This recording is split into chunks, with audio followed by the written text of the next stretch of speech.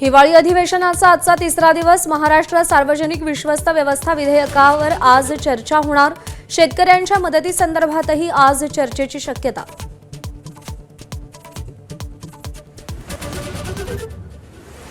मुंबई अधिवेशनात झालेल्या गोपीचंद पडळकर जितेंद्र आव्हाड समर्थकांच्या राड्याचा अहवाल तयार.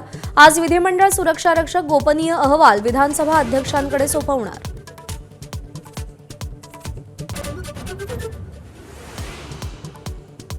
नागपूर अधिवेशनात विनापास घुसणाऱ्यांचा सुळसुळाट. एक कॅबिनेट मंत्री आणि 15 आमदारांनीच सोबतच्या व्यक्तीला विनापास प्रवेश दिला. अशोक उईकेंसह परिणय फुके, प्रकाश सुर्वे, योगेश टिळेकरांच्या नावांचा समावेश.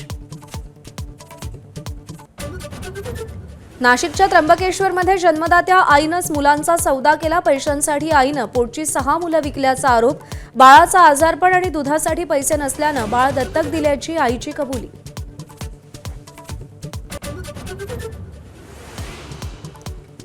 गर्दीच्या वेळी लोकलच्या दरवाजात उभं राहणं निष्काळजीपणा नव्हे. मुंबई हायकोर्टाकडून लवादाच्या निर्णयावर शिक्कामोर्तब. दरवाजातून पडून मृत्यू झालेल्यांच्या कुटुंबियांना भरपाई देण्याच्याही सूचना. नागपुरातील नेत्यांच्या हुरडा पार्टीत राहुल नार्वेकरांनी गाणं गायलं. एक दिन मिट जाएगा माटी के मोल गाण्याला मुख्यमंत्र्यांकडूनही दाद. मंगलप्रभात लोढांकडून हुरडा पार्टीचं आयोजन.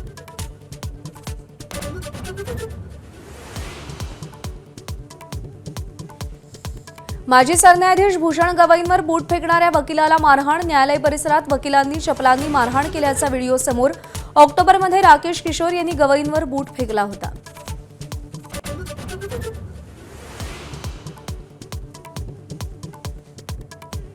कटकच्या पहिल्या T20 सामन्यात टीम इंडियानं दक्षिण आफ्रिकेचा 101 धावांनी धुव्वा उडवला.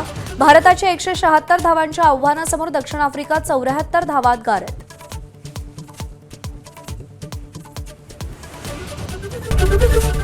एबीपी माझा, उघडा डोळे बघा नीट.